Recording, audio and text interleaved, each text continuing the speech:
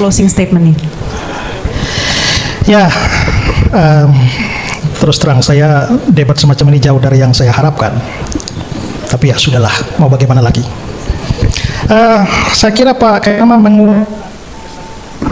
mengulang-ulang kesalahan pemahaman. Kapan saya bilang di satu sisi Alkitab itu sejarah dan bukan sejarah? Kalau saudara tangkapnya begitu, saudara tangkapnya nggak benar. Yang saya bilang harus membedakan antara Alkitab sebagai sejarah dan tafsir Alkitab. Sejarah, ya sejarah. Tapi bagaimana menafsirkan data sejarah, itu problem lain. Mengapa saya tidak mau menanggapi semua ocehan beliau tadi panjang lebar itu? Karena saya tahu bahwa itu bukan historical Jesus. Itu problem hermeneutics. Sehingga kalau seandainya debat kita itu disepakati, buang itu historical Jesus saja, mari kita adu tafsir ayat, silakan. Ya, itu saya ladeni. Saya Alkitab hari di tiap hari. Ya, sehingga menjawab yang mudah-mudahan itu hal yang mudah. Tapi kan kalau saya jawab itu kita sudah lari dari inti perdebatan, ya. Nah, lalu soal Yesus mati itu pokoknya harus mati, mau tidak mau harus mati. Ingat bahwa kalau kita bicara ini historical Jesus, kita tidak bicara mau atau tidak maunya kita, ya. 1000 kali kami mau Yesus mati, kalau Yesus memang fakta sejarahnya tidak pernah mati, ya tidak pernah mati. Tapi 1000 kali pakai nama mau Yesus tidak mati, ya dia akan bertahan seperti itu. Problemnya sekarang bukan soal maunya orang Kristen bagaimana, maunya Islam bagaimana, mau kayak nama bagaimana, tapi fakta sejarahnya apa? Itu yang jadi persoalan. Dan apa kalau memang maunya Yesus tidak mati? Kasih bukti. Buktinya apa? Buktinya tidak ada bukti. Kalau saya paparkan data sejarah. Dan data sejarah yang saya paparkan artinya adalah bahwa fakta Yesus mati dan bangkit itu bukan soal maunya orang Kristen. Bahkan jangankan orang Kristen, murid-murid Yesus pun bahkan tidak mau dia mati. Kenapa? Karena pemahaman salah. Di Matius pasal 16, ketika Yesus memberitakan bahwa dia akan mati, ya, lalu Petrus mencegah dia, kiranya Allah menjauhkan itu dari engkau. Artinya adalah bahwa para murid Yesus langsung pun tidak mengharapkan dia mati. Tapi fakta sejarahnya memang Yesus mati, dan karenanya maka mereka yang tidak mau dia mati itu menjadi saksi mata. Maka Yesus mati tidak mati itu bukan soal maunya kita, itu soal sejarah. Makanya kita bikin acara debat ini. Tapi kalau yang dibawa adalah tidak ada bukti, ya selesai debat itu. Mau apa lagi kalau tidak ada bukti? Ya.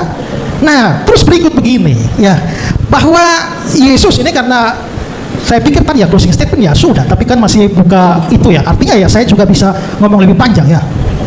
Nah, sekarang ya, apa sih yang menjadi bukti orang Kristen ketika percaya atau waktu kita baca Alkitab kita percaya bahwa Yesus bangkit? Ya, pertama, Alkitab berkata kubur Yesus kosong. Waktu kubur Yesus kosong, apa yang dijawab oleh musuh-musuh Yesus? Mereka langsung bikin persekongkolan bahwa murid-murid itu mencuri mayat Yesus. Artinya secara tidak langsung mereka juga akui bahwa memang kuburnya kosong. Karena itu mereka harus mencari alasan untuk menjawab fakta bahwa kubur kosong. Artinya kubur kosong Yesus itu diakui oleh para musuhnya. Nah, kalau memang kita sekarang berpikir secara logis bahwa apakah kubur kosong itu otomatis membuktikan Yesus itu bangkit? Belum tentu.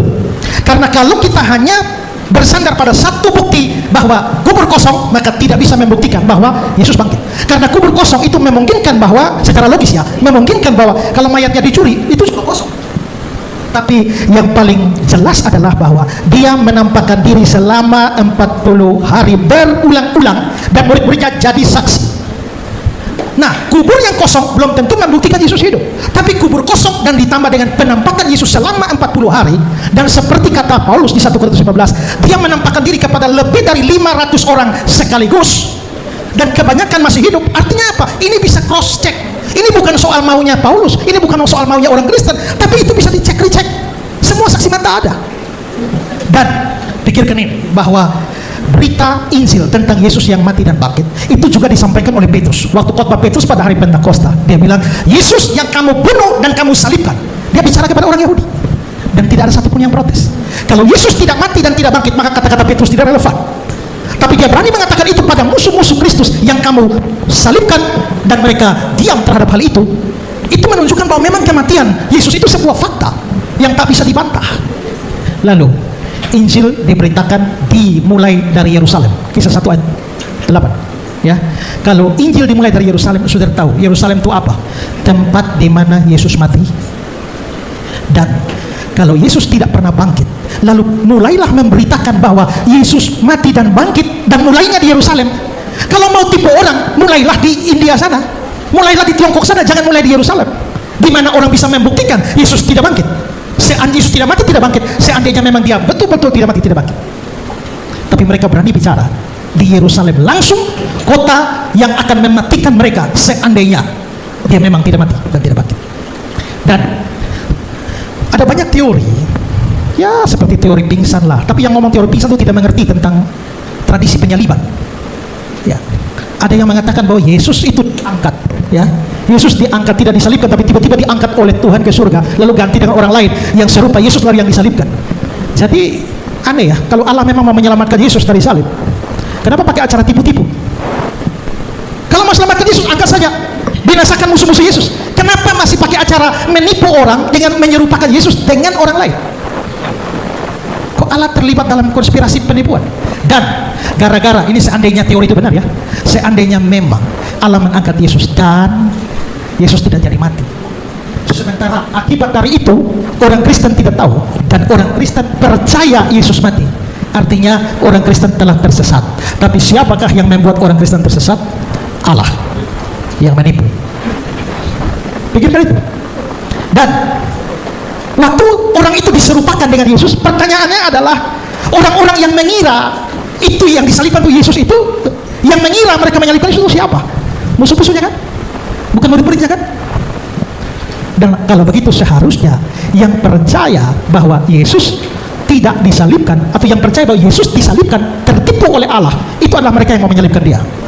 Tapi ternyata bukan mereka yang percaya, justru murid-murid yang percaya.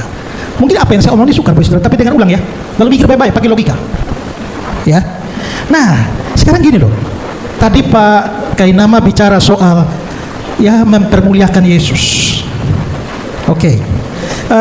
Mungkin satu hal yang saudara mungkin akan tidak mengerti ya, bahwa kematian Yesus itu sesuatu yang, apalagi mati di kayu salib, itu sesuatu yang merupakan kehinaan. Maka Kristen menjadi agama yang paling lain di dunia karena dia menjadikan simbol yang adalah salib, yang adalah simbol aib, itu menjadi simbolnya. Penyaliban itu sesuatu yang buruk, penyaliban itu sesuatu yang memalukan. Saudara, kalau Injil adalah karangan-karangan para murid saja, mereka tidak mungkin mengarang sebuah cerita yang mempermalukan diri sendiri dan Tuhan mereka, kecuali itu memang fakta sejarah. Seandainya murid-murid mau membuat sebuah karangan, mereka harusnya mengarang bahwa dia tidak pernah mati, karena mati di kayu salib itu memalukan dia. Harusnya adalah karanglah cerita bahwa dia tidak mati, dia diangkat, itu baru mempermuliakan. Tapi berita tentang salib, mati di salib itu berita memalukan. Tapi kok tetap masih mau menyampaikan berita dan pergi ke keliling seluruh dunia menyampaikan berita memalukan itu? Karena itu fakta sejarah. Maka kekristenan begitu jujur, tidak mau menipu. Tapi mereka juga karena saksi mata, bukan hanya kematian dan kebangkitannya, maka mereka bicara soal kematian dan kebangkitannya sekaligus yang merupakan berita Injil. Ya. Nah, jadi memang penyaliban itu sesuatu yang mempermalukan, tapi bukan hanya mempermalukan Pak Kainama, itu kutuk.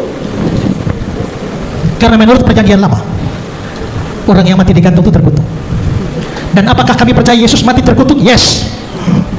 Kenapa? Karena mestinya kita yang terkutuk, orang berdosa. Saya yang terkutuk, kalian semua yang terkutuk. Kita semua memang orang terkutuk karena kita orang berdosa. Tapi Yesus kenapa mati terkutuk? Karena dia mau menggantikan kita. Itulah sebabnya dia jadi kutuk. Tapi dan karena itu Yesus mati dalam kehinaan.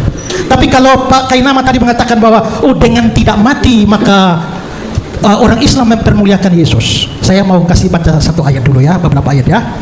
Filipi pasal 2, hendaklah kamu dalam hidupmu bersama menaruh pikiran dan perasaan yang terdapat juga dalam Kristus Yesus, yang walaupun dalam rupa Allah tidak menganggap kesetaraan dengan Allah sebagai milik yang harus dipertahankan, melainkan telah mengosongkan dirinya, mengambil rupa seorang hamba. Mengambil rupa hamba itu sudah rendah, menjadi sama dengan manusia itu sudah rendah. Dalam keadaan sebagai manusia dia telah merendahkan dirinya dan taat sampai mati, bahkan mati di atas kayu salib. Jadi bukan orang Kristen yang merendahkan Yesus, Yesus merendahkan diri sendiri. Tapi apakah dengan demikian kita tidak mempermuliakan Yesus? Tidak.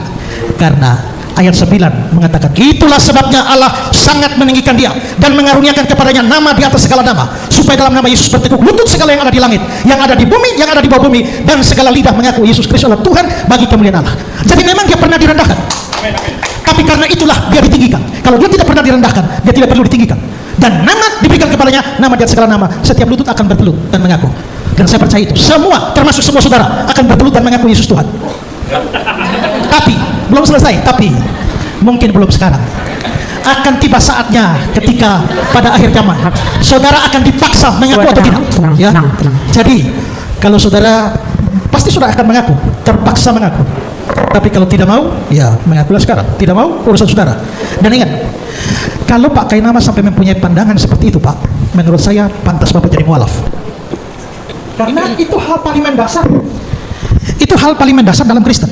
Dan Bapak tidak mengerti itu, maka wajar Pak jadi mualaf. Ya. Nah, karena itu saudara, diam, saya tidak bicara dengan saudara. Moderator yang berhak menegur saya. Dan karena itulah, maka menurut saya, ya, kita memang perdebatan kita akan berakhir. Tapi ingat ya, bahwa tadi saya sudah bilang, Yesus mati itu penting untuk keselamatan.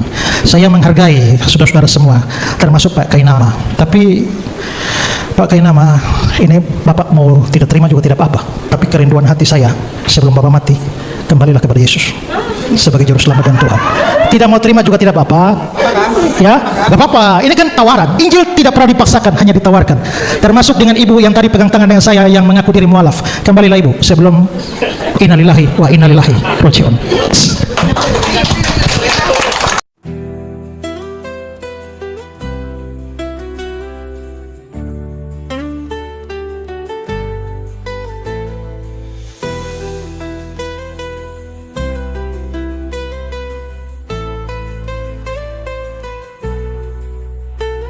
Kasihani aku Tuhan menurut kasih setiamu, bergumul aku dengan dosa, hapus pelanggaranku menurut rahmatmu.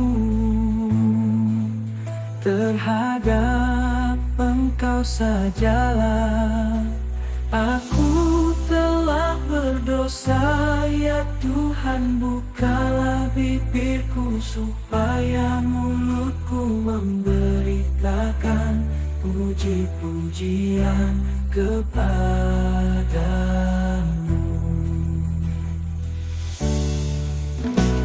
Kasihani aku Tuhan, janganlah buang aku dari hadapanmu, dan jangan ambil rohmu daripadaku, hapuskan segala salahku. Aku telah berdosa, ya Tuhan bukalah bibirku supaya mulutku memberitakan puji-pujian kepadamu.